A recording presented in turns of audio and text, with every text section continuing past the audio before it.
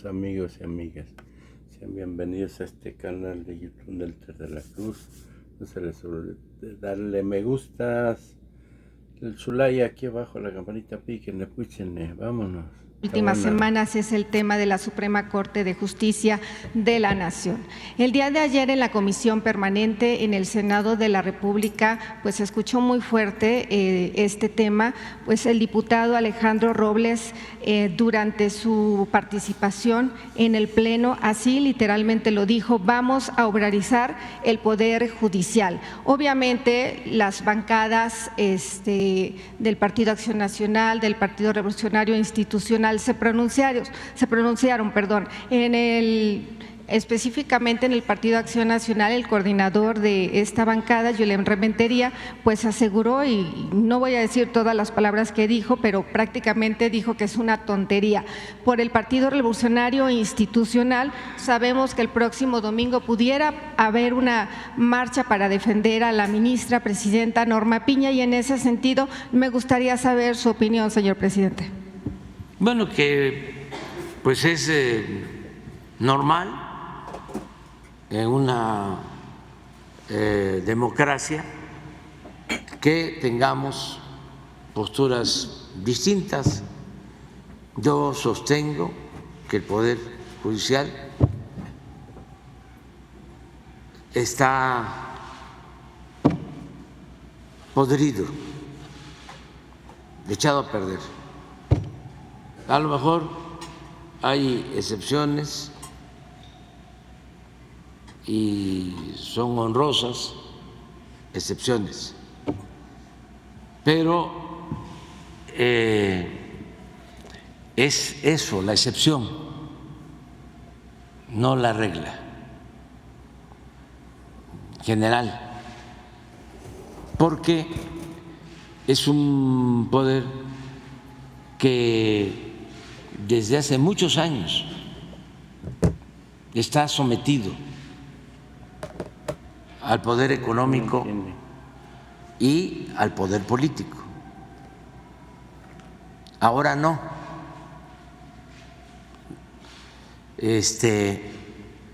Tiene ningún sometimiento al poder político. Antes sí, era el presidente el poder de los poderes. Formalmente había una división, un equilibrio de poderes: el poder legislativo, el poder judicial, el poder ejecutivo. Pero en realidad esto tardó siglos. El poder de los poderes era el ejecutivo, era el presidente. Él ponía, quitaba diputados, senadores, gobernadores, magistrados, ministros. Era un poder omnímodo y se vinculaba con el poder económico.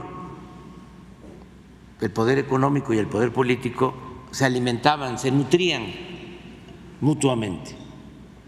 Entonces, con el cambio que se está llevando a cabo en nuestro país, para bien de México, se separa el poder económico del poder político. Por eso algunos están alterados, molestos, porque el poder político, que debió actuar siempre como poder público, representar a todos, estaba al servicio de una minoría. El pueblo no contaba.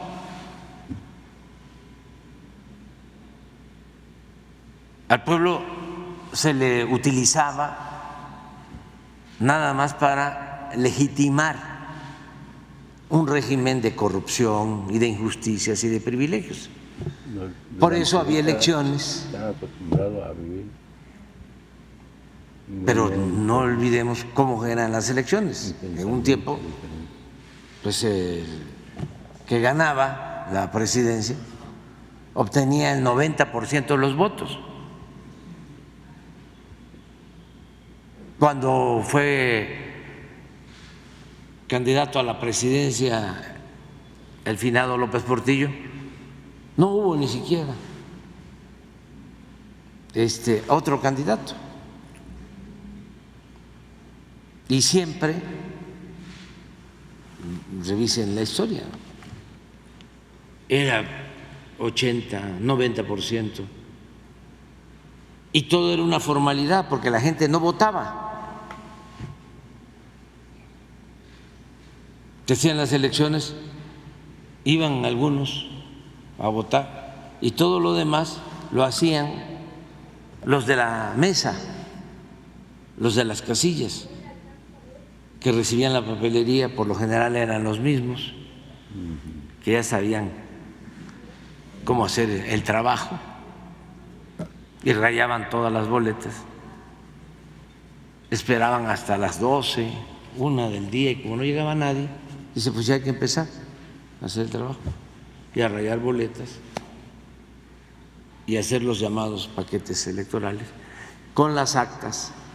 Y ellos mismos decían, y a este partido si había algo, porque también crearon a los partidos paleros para simular de que había democracia. ¿Cuánto le dejamos a este?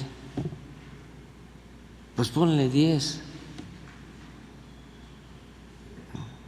Y a este otro partido, pues ponle 5. Y ya, así eran las elecciones. Luego, los mismos que dominaban, ante el hartazgo por el predominio de un solo partido desde 1929 hasta el 2000, idearon un mecanismo para renovar el régimen autoritario, antidemocrático. Entonces, ellos mismos impulsaron un supuesto cambio.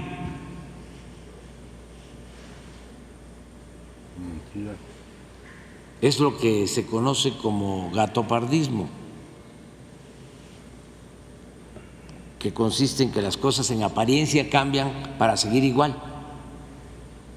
Entonces, pues ya saben ustedes qué sucedió con el cambio, entre comillas. Siguió lo mismo, la misma política económica, el rastrero, los mismos potentados. Por eso sostengo que en términos aristotélicos no ha habido democracia. Lo que había emulación. era una oligarquía, porque la oligarquía es el gobierno de la minoría, el gobierno de los ricos. La democracia es el gobierno del pueblo. Entonces, era una oligarquía con fachada de democracia. Ahora es distinto. Ahora se están ya llevando a cabo cambios importantes. Por ejemplo, ya no mandan los que se sentían dueños de México. Ahora manda el pueblo. Y claro que no les gusta ni a los oligarcas ni a sus achichincles, voceros y dueños de medios de información, intelectuales alcahuetes. No les gusta. Y por eso hasta emerge como nunca, sale a flote el clasismo, el racismo. ¿Cómo ahora los nacos van a gobernar?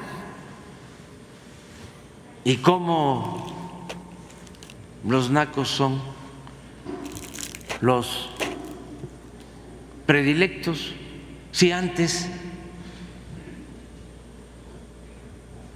los de la élite eran los hijos predilectos del régimen. No les gusta. ¿De dónde viene lo de naco? De totonaco, de la cultura totonaca. Entonces, en un tiempo, los que se sentían superiores empezaron a llamar naco al que consideraban de origen indígena o pobre o humilde o del medio rural, porque se empezaron a sentir, ¿no?, de la moronga azul.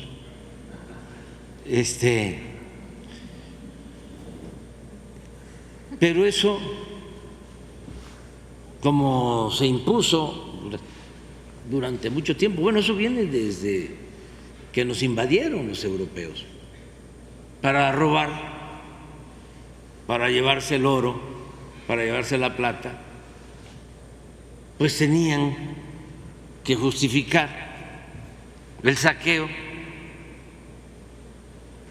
esgrimiendo o justificando el robo de los recursos naturales,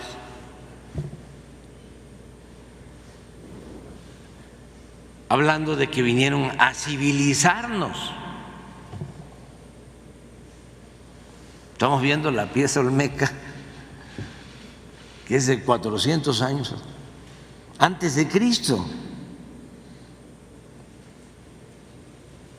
El florecimiento, sobre todo cultural, político, de los griegos se dio en el 300 antes de Cristo. De esta pieza es de 400 años antes de la era cristiana. Entonces, ¿había o no había civilización?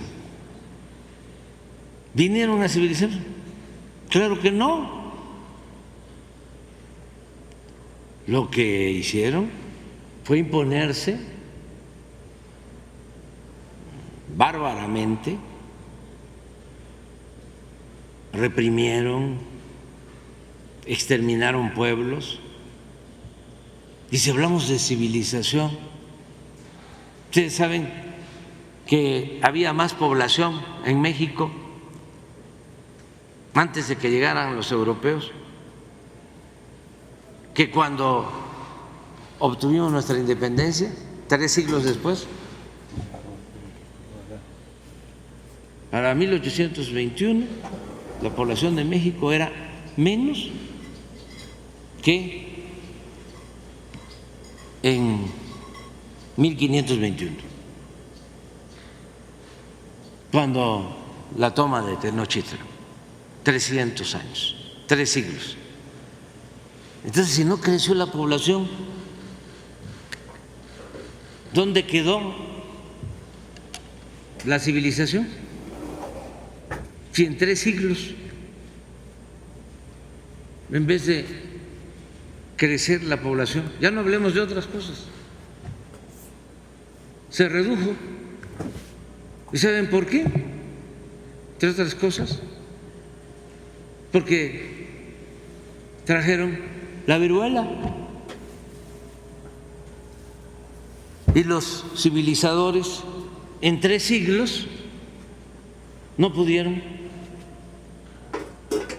crear, elaborar una vacuna que la descubren y la empiezan a aplicar a principios del siglo XIX, casi al tiempo que obtenemos nuestra independencia. ¿Cuánto tiempo llevó ahora conseguir la vacuna contra el COVID? 1 año, 2 años. Y los que vinieron a civilizarnos no pudieron en 3 siglos crear una vacuna. Por eso se diezmó la población. Bueno, pero regresando al tema, porque es muy interesante, ahora ya hay esa separación y el Poder Judicial quedó en manos de la oligarquía, porque también pues es un proceso, el de la transformación. No se puede de la noche a la mañana arrancar de raíz un régimen de corrupción que se impuso por mucho tiempo, siglos. Hasta mucho hemos avanzado y vamos a seguir avanzando, pero hay que democratizar el poder judicial, y la mejor medicina es que el pueblo elija a los jueces, a los magistrados, a los ministros, que es lo que estamos proponiendo. Entonces eso no les gusta a los conservadores. ¿Cómo le va a gustar a ese senador que habló del PAN? Sí, si él se ha beneficiado del Poder Judicial. Voy a poner un ejemplo para no estar hablando así en abstracto. Él trabajó con Yunes Linares, es de Veracruz, y en el gobierno de Yunes, aquí está Diego, porque tenemos ese asunto todavía pendiente, por corrupción de los panistas, se permitió que se construyera una torre en la zona histórica del puerto de Veracruz. ¿No tienes por ahí la foto, de casualidad? Un edificio en donde está el faro, en el malecón, que es una zona histórica emblemática. Enfrente está el castillo de San Juan de Ulúa, y ahí construyeron un adefesio y se presentaron denuncias y amparos. No prosperó nada. Entonces, ¿cómo va a querer el senador dejar de mangonear en el Poder Judicial?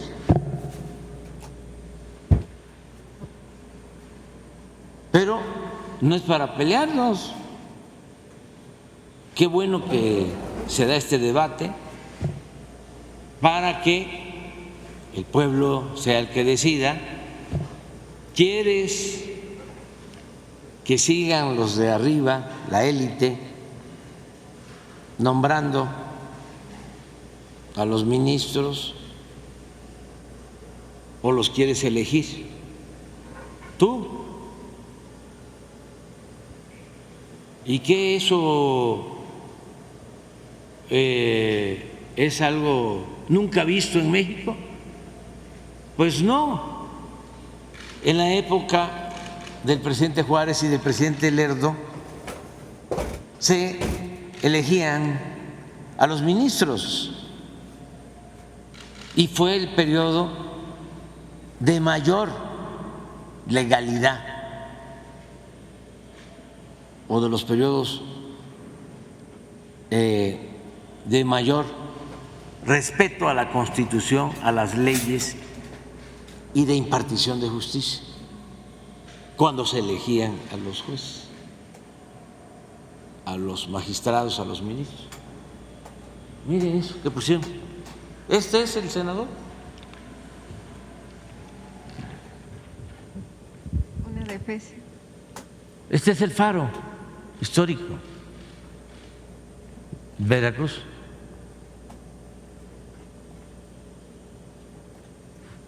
¿Quién dio el permiso? ¿Antropología? No pudo.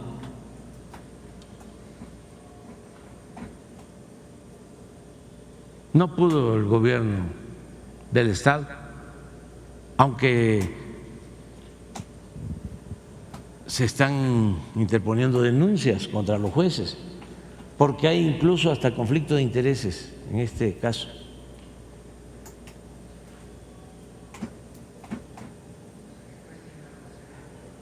¿Mande?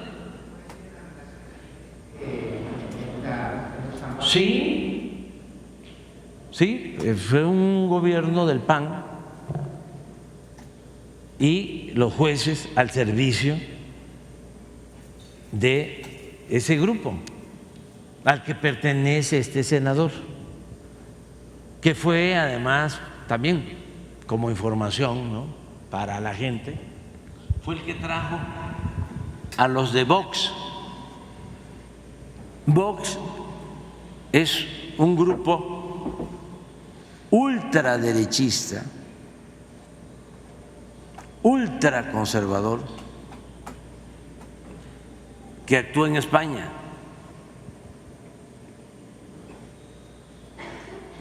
Entonces los trajeron ese senador que tiene también esa manera de pensar muy cercana al fascismo.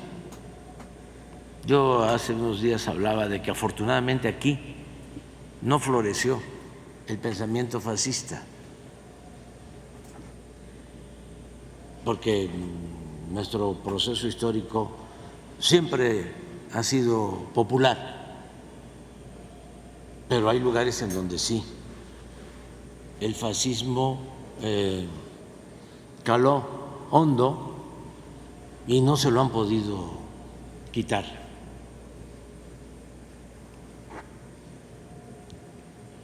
En España tienen ese problema. O sea, ya no está Franco, pero es el franquismo como política. En Chile tienen el mismo problema. No está Pinochet, pero es el pinochetismo como política. Entonces, porque a veces nos quejamos que los conservadores de México, no, son de avanzada, son progresistas en comparación con los del pensamiento fascista de otras partes. Aquí no, eso no ha tenido éxito ni va a tener, porque nuestro pueblo es liberal. Ah, bueno, aquí se ve mejor.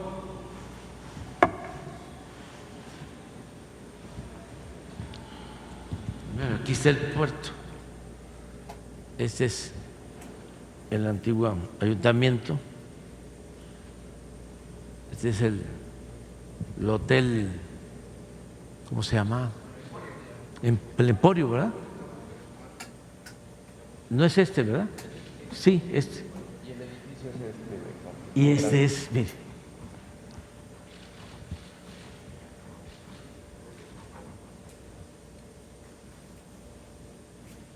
Le estaban planteando que lo rebanaran un poco.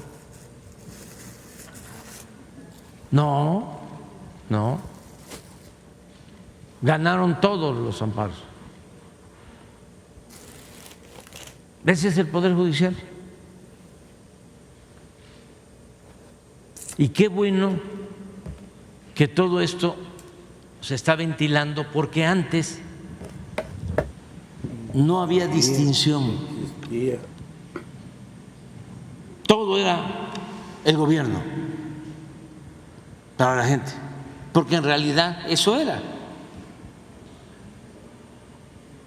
En la forma habían poderes autónomos independientes, pero en el fondo la Constitución estaba subordinada completamente al Ejecutivo. Entonces ahora no. Por ejemplo, las libertades que otorgan los jueces a delincuentes,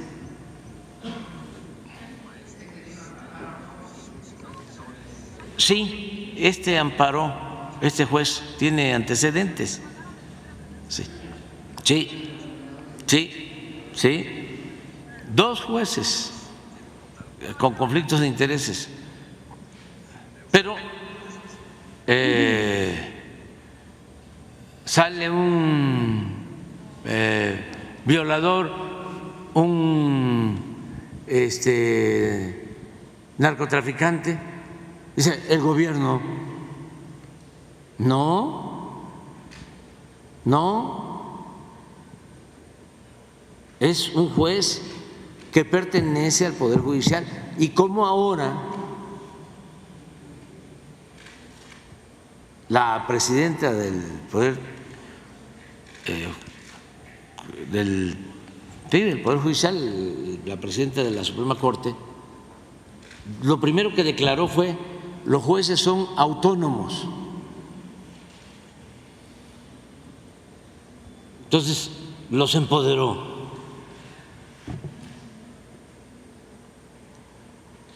Con ese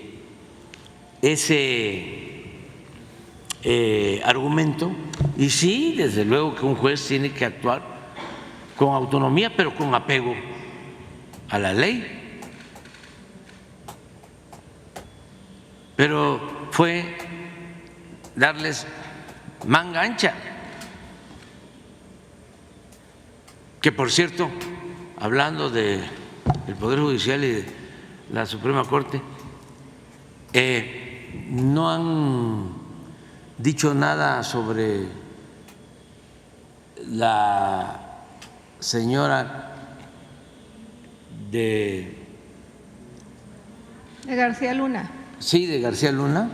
Las 61 órdenes de aprehensión. No, pero me refiero a la que trabajó y que está en la denuncia. ¿Sigue trabajando ahí? ¿No la han suspendido?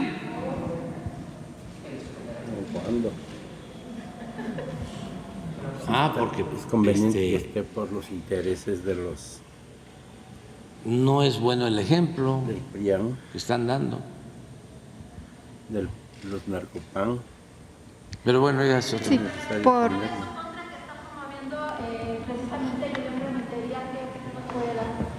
¿Una qué?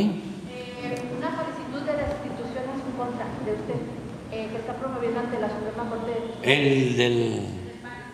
no, pues...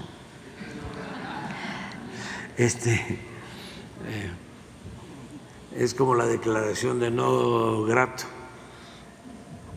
Pero que se pueda dar un contubernio ante precisamente la presidenta de la Suprema Corte y en este caso yo le pregunté Sí, pero no me preocupa, ya los he enfrentado. El desafuero fue eso. Se pusieron de acuerdo,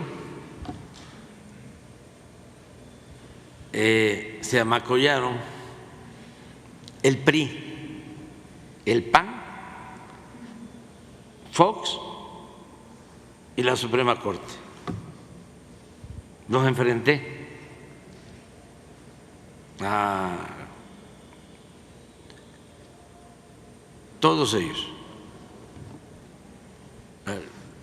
La Suprema Corte, en aquel entonces, el presidente Fox,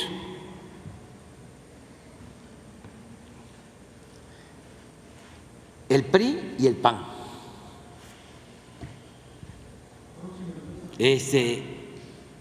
¿Y quién creen ustedes que me sacó a flote? Pueblo, chilangos. El pueblo, que es mucha pieza. Tuvieron que dar marcha atrás.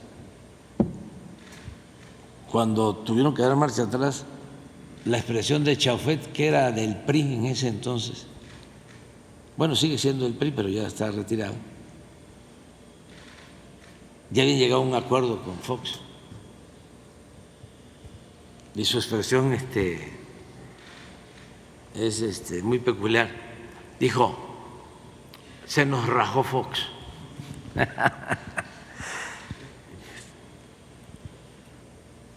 Y los de la Corte, estaba Azuela y todos los ministros sacaron un manifiesto en contra de nosotros, contra mía. Sí, cierto. No, los del PAN, todos. Me desaforaron. Nada más que no pudieron. Entonces, nos conozco muy bien, por eso hasta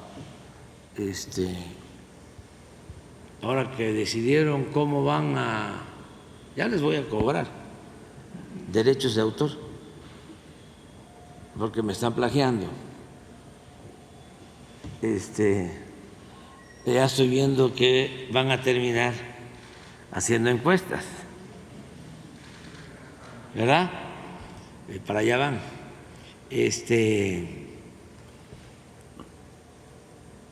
Están pidiendo firmas. 1 millón. 1 millón de firmas. Sí. Hay que tener cuidado porque las falsifican, ¿eh? Y no hablo al tanteo. Tengo pruebas. Zavala, Ahí se los dejo de tarea para que vean que sí falsifican maldito firmas. Borolas. Y pero bueno. Presidente, si me permite una última. Sí, entonces, última pregunta. no, pero es que es muy interesante todo esto, ¿no? Bordar alrededor de los temas, porque se da contexto, ¿no? Pero sí ya es la definición del método, ¿no? Van a tener que reunir 1 millón de Se firmas. moralizaron los Sí, lo logran, delitos pero no muchos, o sea, porque hay como 60, como 100. ¿Cuántos lograrán juntar 1 millón de firmas? De ellos, pues unos 10 o 5. Y le tienen que meter, tienen que hacer trabajo. Es muy buena la propuesta. Son mañosos, los brillante, narcopanistas. Porque cuando menos van a estar entretenidos trabajando. Con la gente. Y para que ya nos dejen un tiempo. Una última pregunta, presidente. Obviamente. Se tardó, se tardó.